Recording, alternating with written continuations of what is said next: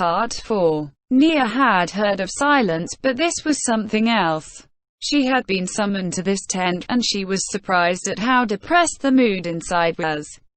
The table had been specially moved here, and the southern nobles seated around it were pale. No, the Liberation Army commanders were also in the same state. It was a natural reaction. Nobody could have witnessed Jaldabaoth's overwhelming power and not been shocked. No, back then, Nia had not been that shocked. However, that was because the shock of losing the great entity known as the Saucer King had been even worse. That, in addition to everything she had witnessed up to this point, might have numbed her heart. However, the southern nobles had not experienced harsh fighting until now, so perhaps their alarm was only to be expected. They had not experienced a foe who could kill men one after the other just by walking, leaving nothing behind but hideous corpses. In addition, their army of nearly 100,000 had been panicked by a single demon and dissolved into a rout. What's this? What the hell is this? What do you call that? That monster? Count Deming's voice rose steadily. In contrast, Caspond, who knew of Jaldabaoth's overwhelming power, shrugged nonchalantly. That is Jaldari. The real thing. I've told you about him before, Count Demings. I've never heard of the ability to kill people just by walking. Is that the problem? Nia jeered in her heart. Indeed, that is how it is. His battle with the Saucer King, His Majesty, was in a city, so we could not see the full extent of his might. But I've already told you how powerful it is. So surely an ability like that should not come as a surprise, no? Even so. Count, I know what you want to say. Seeing is believing, is it not? It was the Marquis who spoke. All that could be said was that one had to hand it to him for not being as nervous as the others. Still, saying that won't help us make any progress. Should we not discuss what we need to do from now on? That makes perfect sense, Marquis Sama. What should we do? Viscount Santz asked in a rapid-fire burst of words. His attitude was understandable, given that he did not know if his present location was safe. The southern nobles had intended to crush a few stragglers with overwhelming force in order to become the heroes who had saved the nation. It should have been that simple. However, that was not to be. Now the hunters had become the hunted. The Marquis had his arms folded and remained silent. Caspond replied in his place. We have an overwhelming advantage in fighting strength. The problem is that Jaldari can overturn that advantage by himself.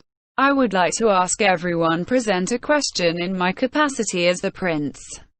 What do you think we should do to achieve victory under these circumstances? After a brief silence, the Marquis replied. There's only one thing we can do, in a supremely confident tone. Prince Caspond. As you have said before, Jaldari will probably retreat once we wipe out those demi-humans, right? Then we have no other option but to do so. Marquis Sama, are you still going to fight? Exactly, Count Randals. Do you think we can flee now? Marquis Sama, it would be very difficult for us all to flee, but could a small group not manage to run? Remedios snorted at Count Cohen's suggestion. That's a fitting answer for an incompetent who can't even understand Kakasama's ideals. What will you do after running away and escaping? Cower under a hay bale in a barn?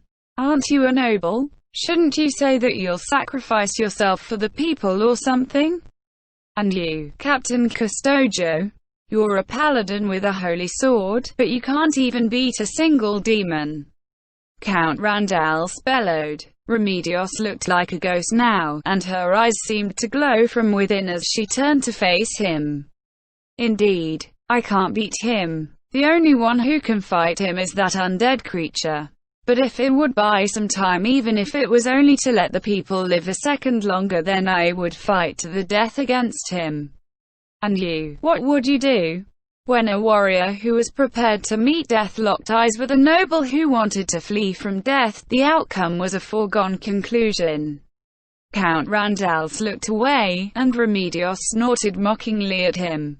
"My prince, while I would very much like to order the paladins to die, do you still have anything to say? While making up your mind is very important. Well, could you go? You don't mind leaving Vice Captain Montañas behind, do you? I see. In that case, I'll leave the rest to you, Montañas." With that, Remedios slowly walked out of the tent. The last thing she did was glance at Shizu, who was seated beside Nia. "Everyone, I apologize on behalf of our captain," Gustav said as he eyed the nobles who were going. "Honestly," before continuing, "still, that opinion is shared by all of us. We paladins are all ready to die as shields for the people. We hope you gentlemen, being of noble birth, are similarly determined. After all, we can't fight if there are no commanders."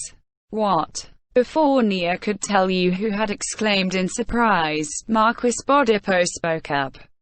"That's about enough. We aren't planning how to die gloriously, we're planning how to win. Am I correct, my prince?" "Just so, Marquis Dono. There's not much time before Jaldari takes complete control. We need to find a way to win before that." "There's no way to win, is there? Didn't you see that demon's power?" Count Granero shouted as he rose to his feet. "If he used magic or attacked or something, we might still be able to come up with some way to stop him. But all he's doing is walking. He can turn the area around him into a hellish inferno just by walking. Come to think of it, Count Granero, you know a bit about magic, right? Do you have?" "Nothing I learned covered powers like that." "Is that so? Then, assume there were still 10,000 demi-human enemies rearing. Could we flee from Jaldari while wiping them out at the same time?" The Marquis seemed to approve of Caspon's proposal. "It seems there's no other way. While it'll be difficult, I think it would be harder to try and defeat Jaldari with our strength." "A moment please," Count Cohen interrupted with a raise of his hand. "I object. Jaldari might not leave even after we kill the demi-humans. However, he might kill all of us as a souvenir first before he goes." He was right. Therefore, Caspond followed up with a perfectly reasonable question. "So what should we do?" "We ought to negotiate." Few people managed to resist the urge to laugh at Count Cohen as he delivered that suggestion with a perfectly straight face. Count Cohen's face turned red as the others laughed at him. Before he could continue, Caspond asked, "Count, what kind of deal do you intend to make with that devil?" Yes. For instance, maybe we could trade him something in exchange for letting us leave safely." "What will we give him? Wouldn't it be simpler to just kill us and take it off our bodies? Or do you mean we should trade him something that isn't here?" "What would that be?" "A moment please, Your Highness. All I'm saying is that fighting isn't our only option. I just meant to say that there's a possibility we might be able to negotiate with him, that's all." "Count, your way of thinking is a little, yes, a little too optimistic.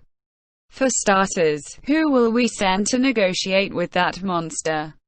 Come to think of it, I heard that His Majesty put one of his maid demons under his control, and she turned out quite useful in retaking Kalincha. Surely that maid demon could do something, right?" Count Granero turned to look at Shizu. "I can't beat Jaldari. Buying time would be hard too. Still, if you fought alongside Captain Custodio, you might be able to buy some time." His suggestion made a lot of sense. They would need someone to hold Jaldari in place while they carried out Caspond's plan, in any event.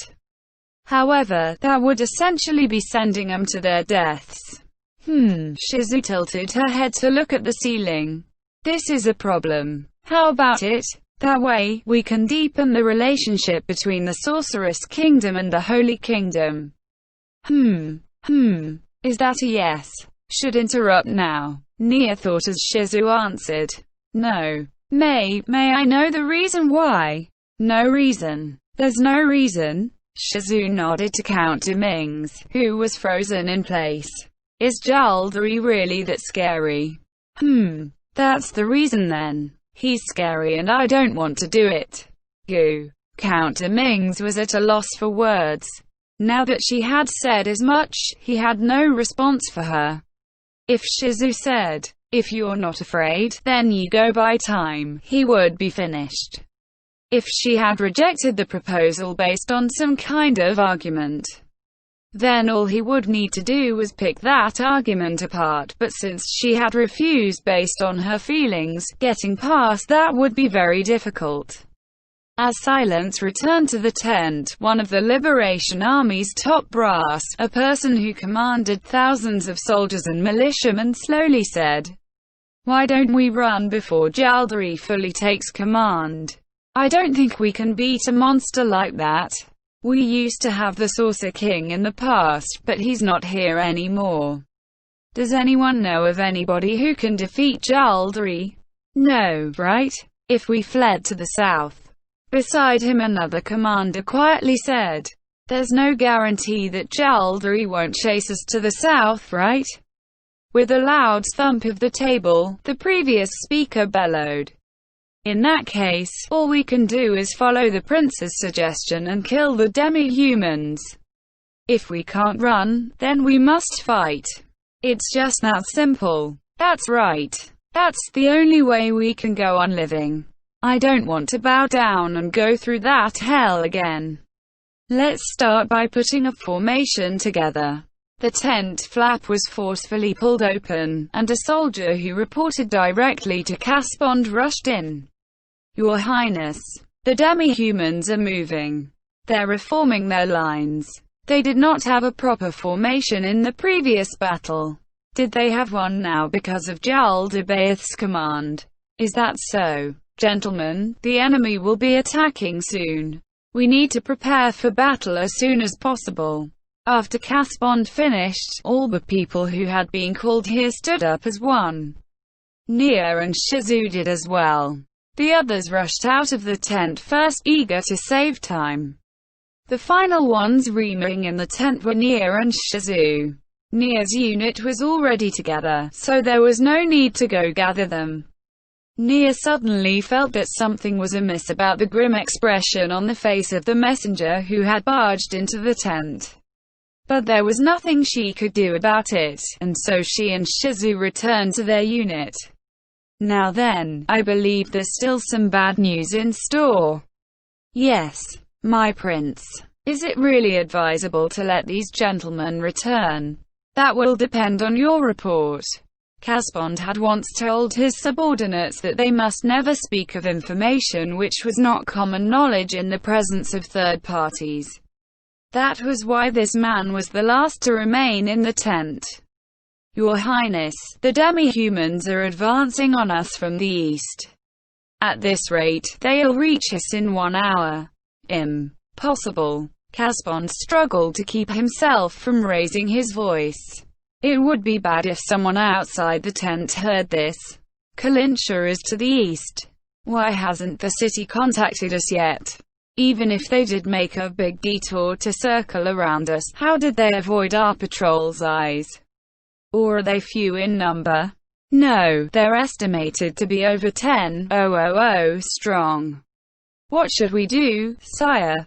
The Holy Kingdom still had the numerical advantage even if one added 10,000 men to the demi-humans' forces.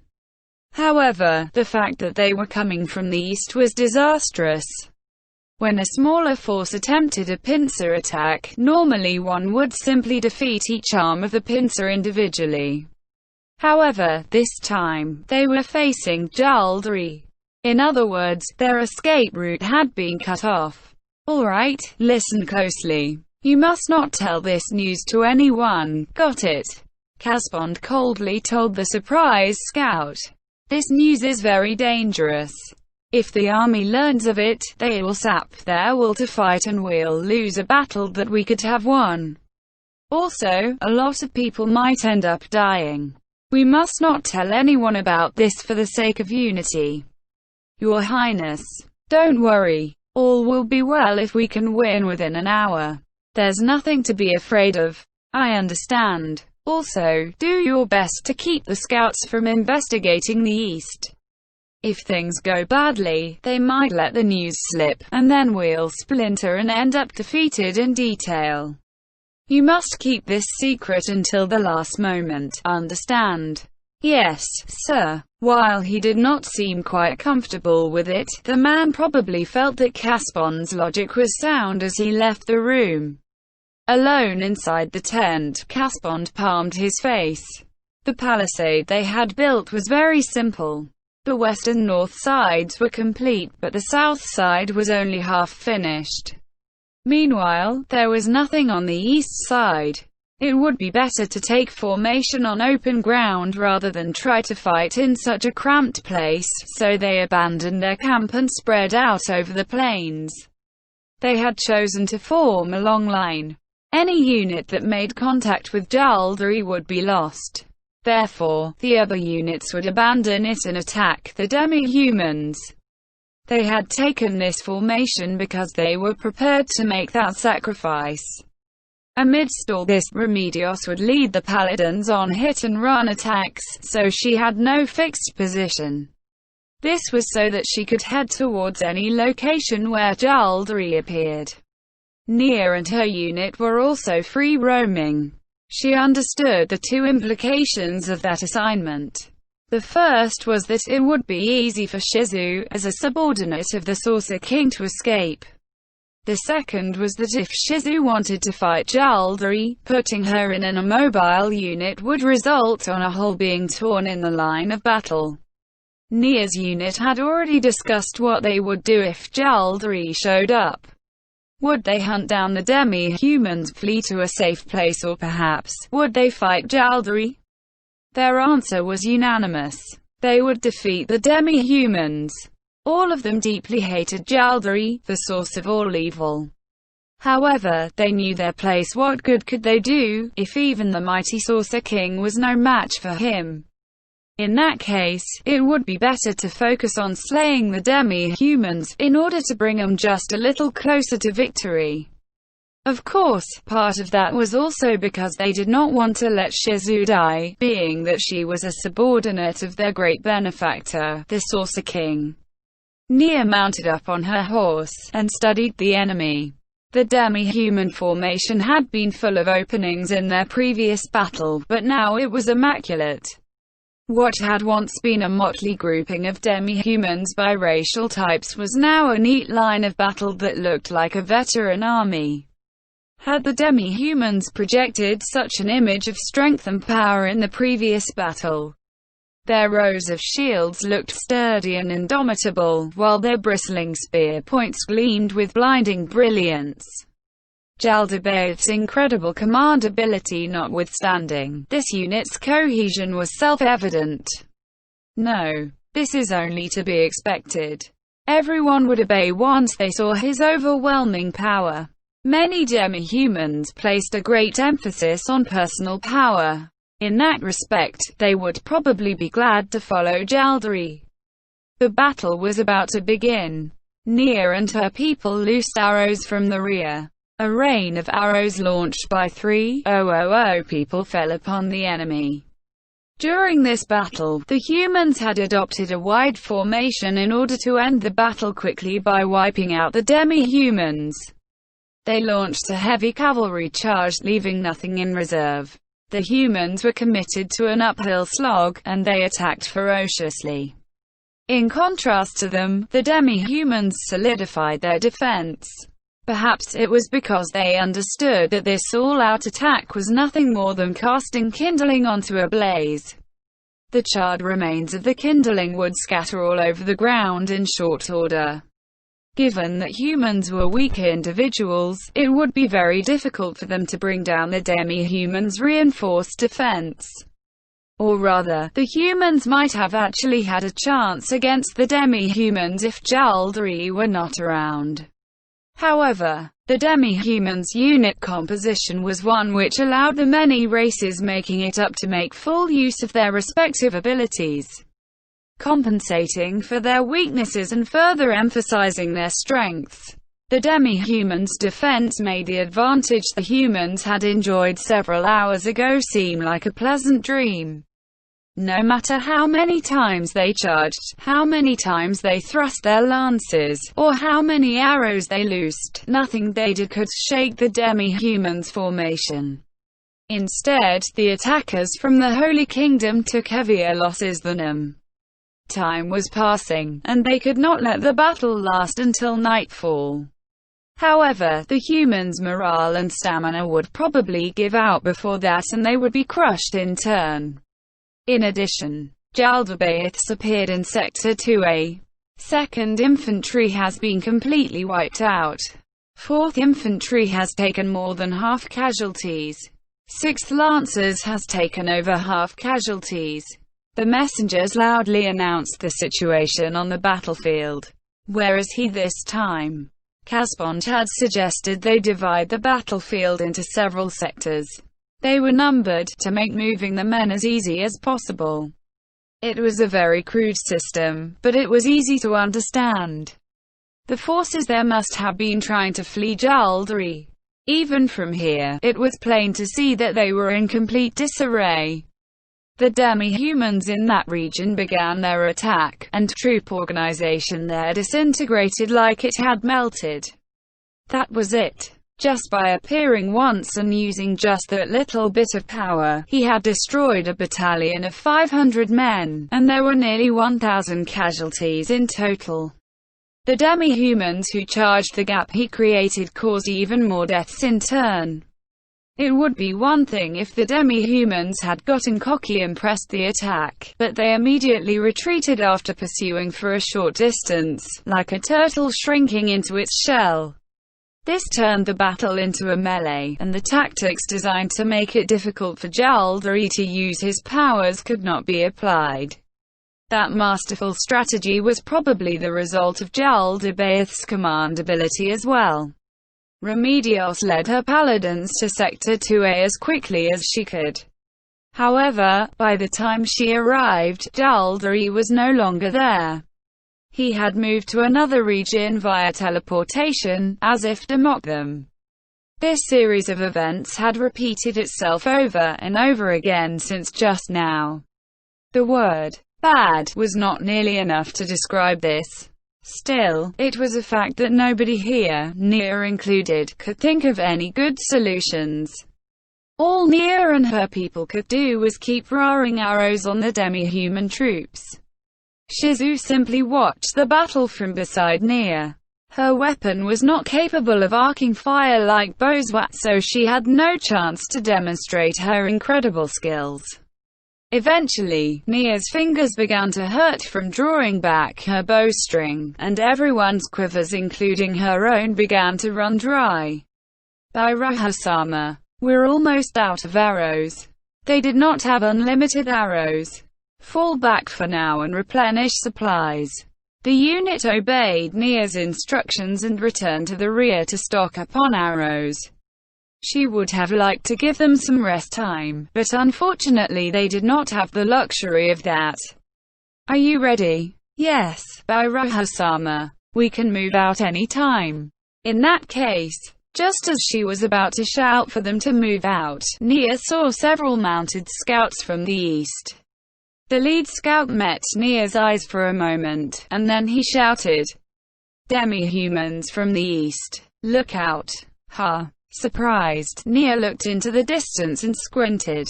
She could make out some rising dust and the shapes of what looked like people. While she would need to check their movement speeds to be sure, given their distance, they would be here soon. What a mistake this had been. They had been so focused on the demi-humans before their eyes that they had neglected to watch their backs. She wanted to believe this was fake. She wanted to believe that Kalinsha had sent reinforcements to help them. However, that was not the case. If it was, then they would have sent a swift horse AED to inform them. Nia's legs felt like they might collapse. This news was far too grim. Jaldabaoth's plan was to trap them with a pincer attack from the enemy reinforcements. He did not fight, but let the demi-humans fight instead. This way the humans would choose not to flee, but to fight in order to satisfy their victory conditions. Jaldabaoth's aim had been to bait all the humans onto the battlefield and keep him from escaping. In other words, Jaldari had already surmised that the humans would say that he would flee once the demi-humans were wiped out. Ha, but of course. Beldrin laughed with genuine mirth.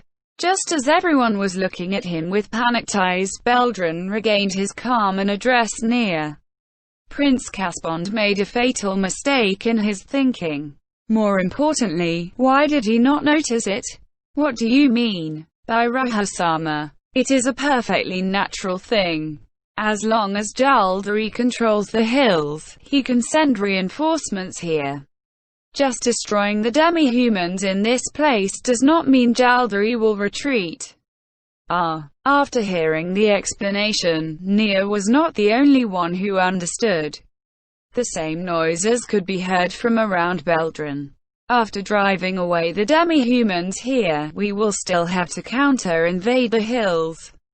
Prince Caspond's idea can only be proven correct after we exterminate all the demi-humans there as well.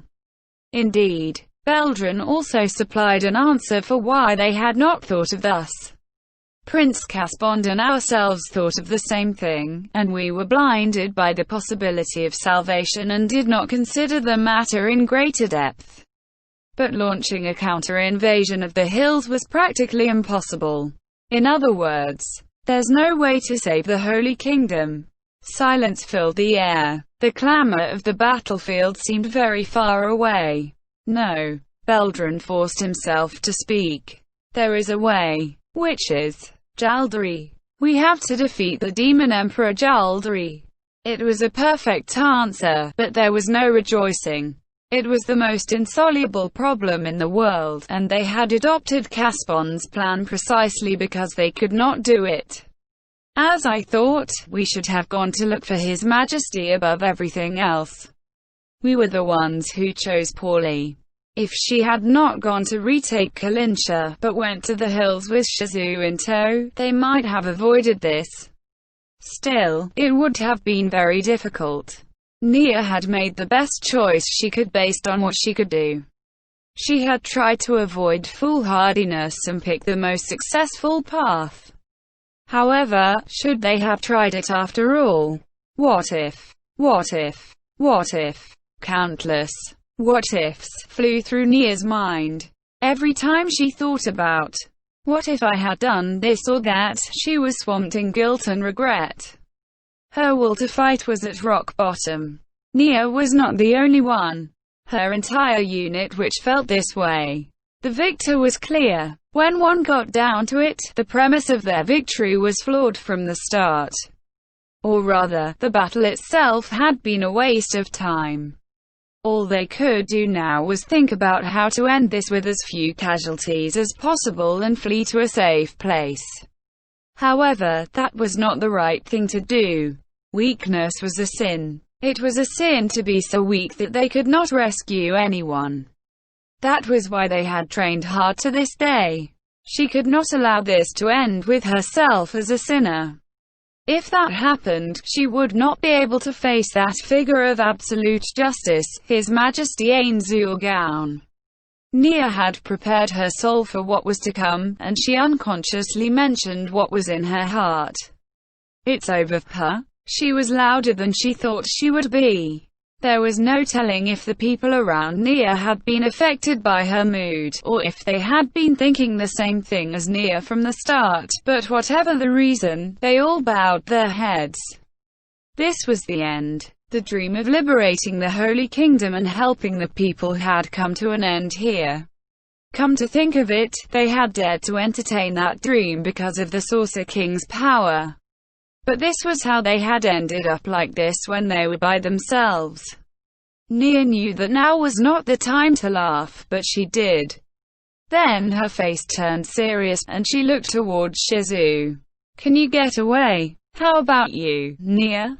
Nia held her chest high. I can't run. I'm a person who saw His Majesty work for others, and who benefited from it. I can't let this end with me as a weakling, as a sinner.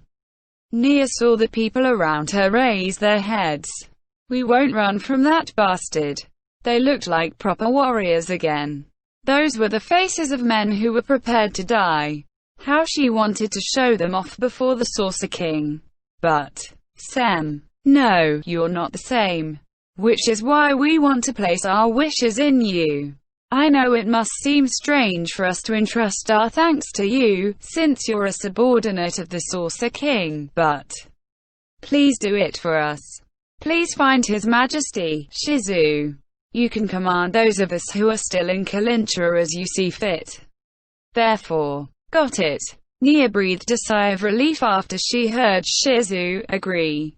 However, that expression immediately became one of surprise. There's no need for me to go. What does that mean? Look. Shizu pointed at the approaching objects, the demi-human reinforcements coming from the direction of Kalincha. They were made up of many different races, even orcs and zerns. Nia stared at the flags which the demi-human reinforcements were holding up in neat rows. It was a. Nia was so shocked that she exclaimed despite herself.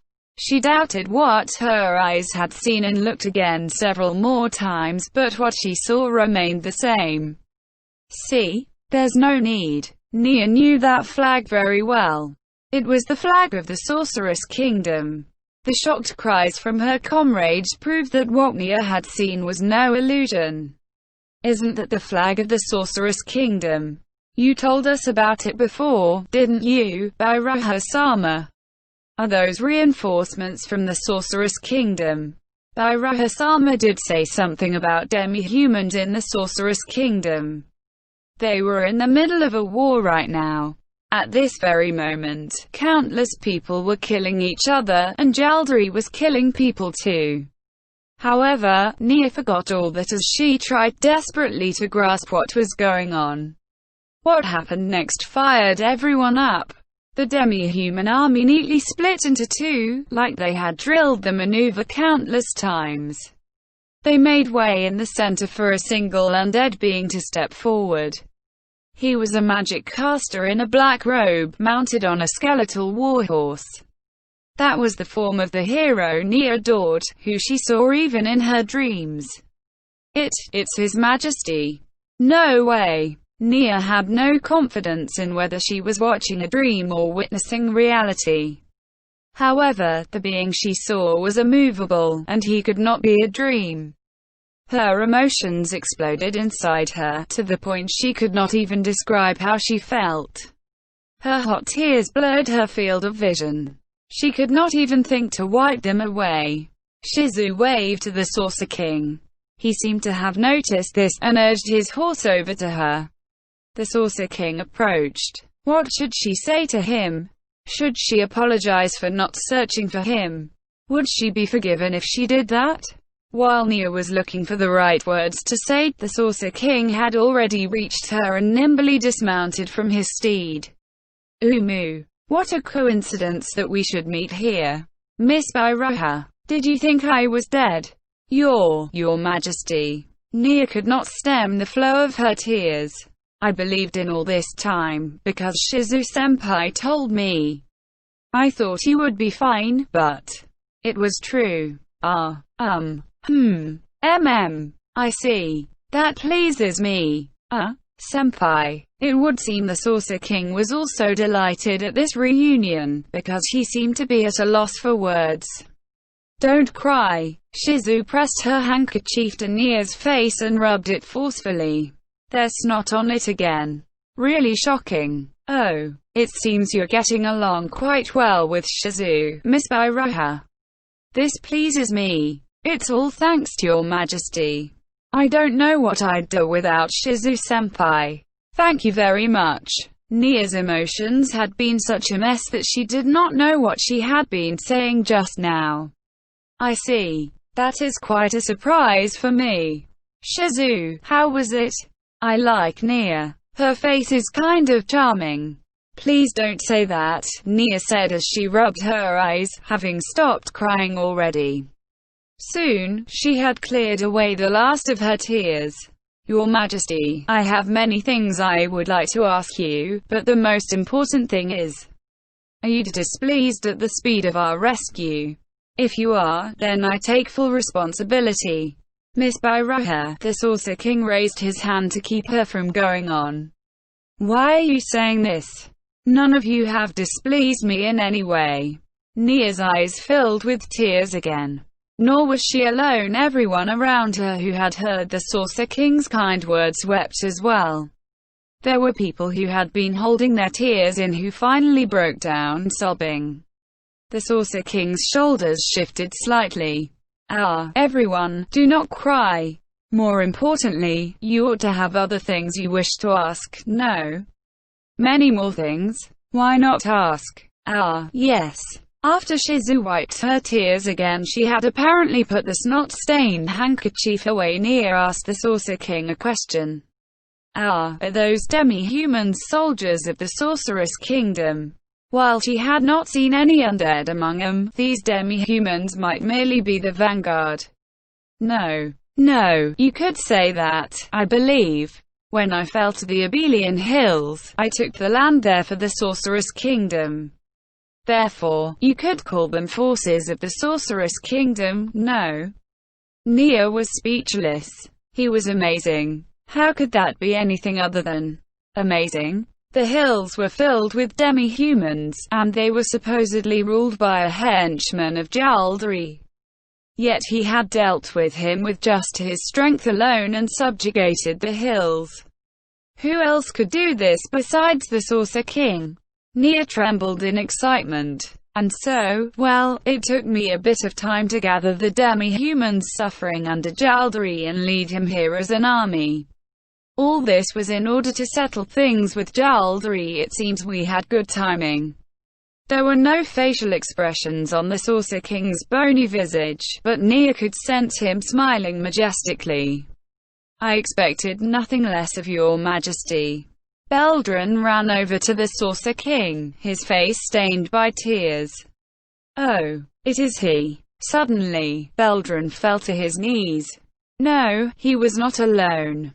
Everyone around Nia, everyone who belonged to her flock, gathered around and prostrated themselves before him.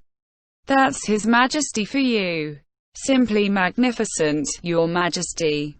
Even the Saucer King was startled by the chorus of praise.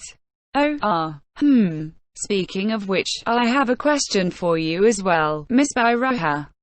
Who are they? They are people who are grateful for your Majesty's kindness and who wish to repay it to you. Exactly. We were rescued by your Majesty. Yes. We are the people who wish to repay the debt we owe your Majesty in some way. Thus, when Bairoha-sama called, we answered. As though to back them up, Nia proudly stated, we're not the only ones. There are many more people who want to repay the kindness your Majesty showed us. Oh, this makes me very happy. Although, does everyone feel this way? Yes, precisely. Everyone is grateful to you. I see. Thank you, everyone. The Saucer King's thanks made everyone feel like they had chosen the right way to express their gratitude, and so they wept with lumps in their throats. Are these tears of gratitude for me? Yes, precisely. And you gathered them all, Miss Bairoha. It seems you've grown up while I wasn't around to see. Thank you very much, Your Majesty. Nia was all smiles after being praised by the Saucer King. Now then, Miss Bairoha, please have them rise. I came here to make up for my previous defeat. What happened to Jaldri? Yes, Jaldri. Flames erupted, as though they had been waiting for that moment. Nia shuddered as she thought of how many of the Holy Kingdom's soldiers must have perished in that blaze. I see. Then there is no need to ask. It seems the time to fight him again has come. Shizu. Yes, Ain-sama. I will handle the rest. You will protect the people here. Don't forget to have them prepare an appropriate welcome for my victorious return, all right?" Cheers of "you" rose up from the crowd. "Hear me. I miscalculated in the previous battle. I was outnumbered and low on mana. However, the situation now is different. Jaldari cannot summon that many demons again in a short time. In addition, I am fully recovered now. There is no more reason for me to lose. All you need to do is wait here for me to return in triumph." The people cheered as the Saucer King announced his absolute victory. He flourished his cape and advanced regally. Everyone stepped aside, clearing a straight path for him, as though shaken by his overpowering aura of dominion. "Your Majesty." The Saucer King turned to look at Nia. "Please win." "Of course." The Saucer advanced once more.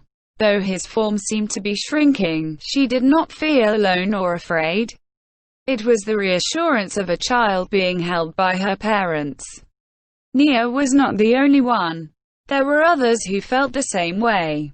"We've won." From beside Nia, Shizu announced the Saucer King's victory with certainty in her voice. Nia agreed with her as well. Soon a plume of flame rose. It was followed by the darkness flying after it. Just as before, fire and shadow clashed with each other.